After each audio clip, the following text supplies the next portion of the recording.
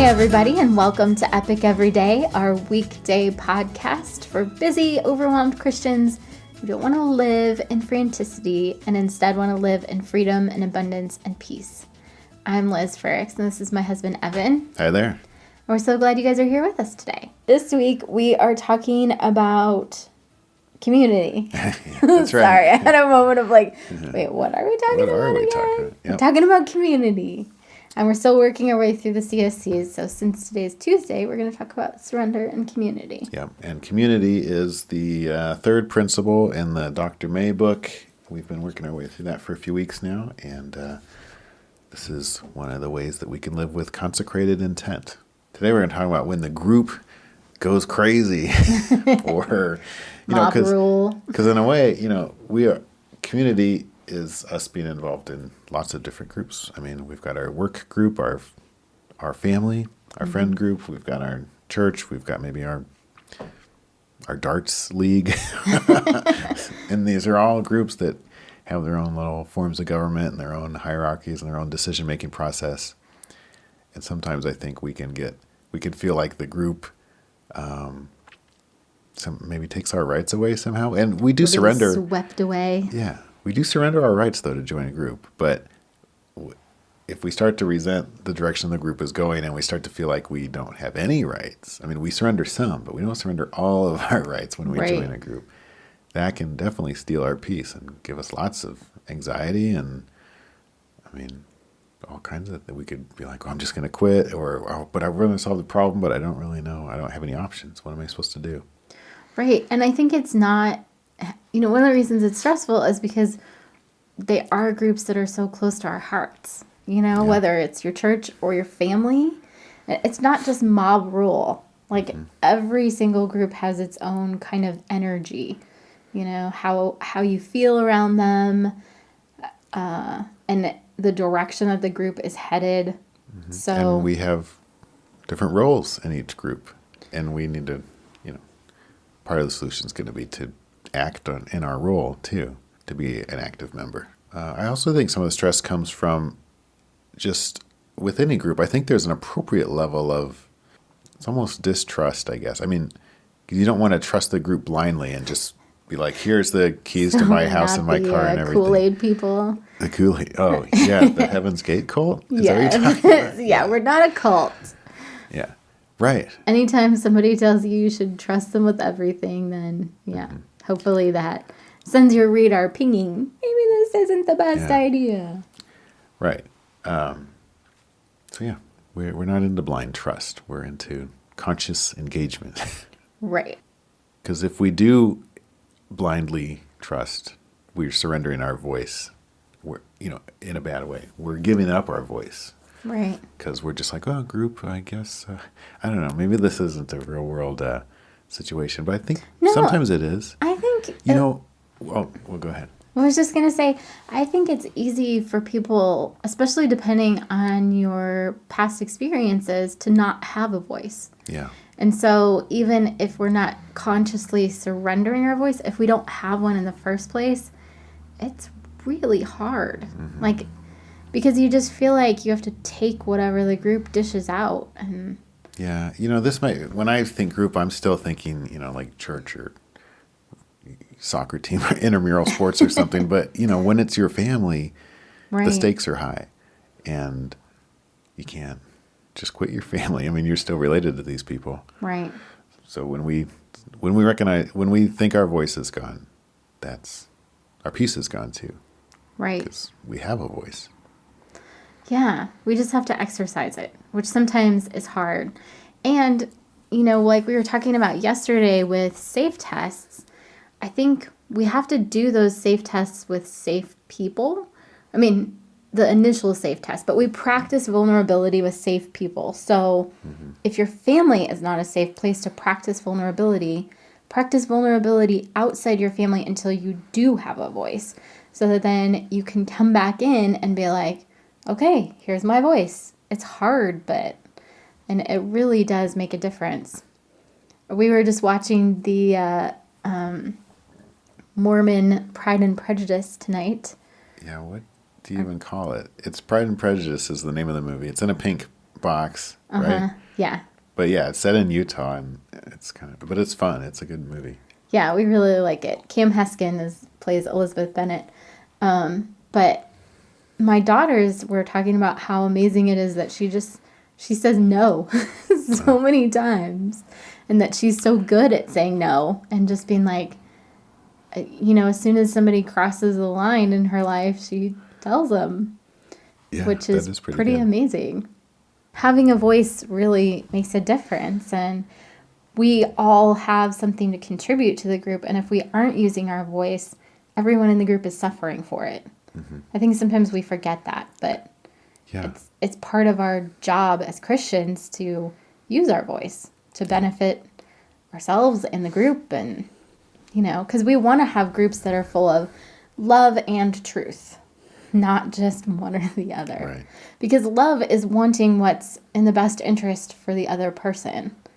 And sometimes that means not just smoothing over or ignoring difficult things. It means speaking truth into the situation, Yeah. but not meanly. Right. And I think it's important to realize that as individuals, we can have an amazing impact on the group. One person can change a lot of stuff. Right. I mean, that's how powerful our voice is, especially when we're moving in the CSCs and the power of the Holy Spirit. I mean, one person in a church could start a revival. I mean, a mother or a father in a family, so much power. Right. And even, but for some reason, sometimes parents don't feel like they have that, maybe especially if they're not getting along with their spouse. They don't think that they can really change things, but they can. Right. And the power of the CSCs is true power. Sometimes I remember, I think it's Beth Moore who says that anger is power for those who feel they have none. And Yeah. so sometimes I think that's a symptom of not having a voice. If you get angry all the time because it's the only way you have a voice, or the only way you feel like you have any power in the situation, that's a Yeah. clear indicator that there's something going on there, Yeah, because anger is a powerful tool, and it's a good emotion. It's a warning that, something is going on, and it's probably like you just described. An How do you- awesome example of one person changing the entire group would be Harry Potter. Okay. In canon or in fanon, In Fanon. which is the fan fiction world, which is actually a pretty fun place to hang out. Yes. I've never read a fan fiction on my own, but I've You heard a lot of them listened with to Liz's- me reading Yeah, them. and I've enjoyed them quite a bit. So, there's a lot of garbage out there too. But anyway, we're thinking about this one Harry Potter story in particular. So, No, there are multiple ones, but where this happens? yes. Okay, well, You're thinking about the one that you heard. the one I know about. So, a normal Harry Potter, and this isn't a spoiler, I don't think it happens at the very beginning of the first book. Harry goes to Hogwarts for the first time, and he meets Ron on the train, his best friend for the rest of the series. And one of the bad wizards from the Slytherin house, Draco Malfoy, says something about, he's prejudiced against Ron, and Ron is actually prejudiced against Draco as well. But Draco says something about, and you're going to correct the quote, I think, however I say it. He says something about, Harry, you want to be careful about who you make friends with. You want to make sure they're the right kind of people. And he's looking down his nose at Ron. Mm-hmm. But it's interesting, the power of one person, because there's these fan fictions where Harry gets sorted into Slytherin house, and he ends up reforming the house and making it not a place full of prejudice and judgment and dark magic and stuff. Well, and he realizes once he's there that because the rest of the school is prejudiced against Slytherin, it creates an even greater divide. Like, Slytherin reacts to the school's prejudice by being more, trying to get power however they can. Well, yeah, because they're put down so much. Right. They're in a tough spot. Right. It's an Real quick- interesting theory, or an interesting mind exercise. Yes. Real quick, I just wanted to say going back to what we talked about yesterday, one of the reasons why Harry picks Ron over Draco is because of his past experiences and because Ron is vulnerable with Harry. He talks about not having enough money. Yeah. And so then Harry shares that he's been broke his entire life, so they bond over that. Whereas Draco is clearly rich, spoiled, and the way that he talks about Hagrid earlier, it reminds Harry of his cousin with whom he's had multiple negative experiences. So, yeah. When even in these fanfics, he's not fast friends with Draco because of those kinds of things. Right. Yeah, but until Draco changes. Right. So, I mean, one person really can change the dynamics of a group just by being themselves and by, Harry's very intentional in this particular fanfic Evan was talking about, not to try to beat people over the head with the truth. Like, he just says, we're all 11-year-olds. None of us were prejudiced before we got sorted into a house, and now you don't like this person? Yeah. Why does that make sense? And I like how, he's the novice. He's never been he didn't know he's a wizard, and now he's get thrown into this whole world that has existing, political and social structures and prejudices and special words for everything. And so he just comes in as the observer and the question asker, and that just makes people think. Right. Why do we do it this way? That's a great question for any group. Right. And sometimes it's hard to ask. I've experienced that on the elder board at church, being the new guy a few years ago, and it was just like looking back on that, like we just had someone new join the board, and they ask a lot of questions, and it's actually really helpful because it's like, we need reminded a lot.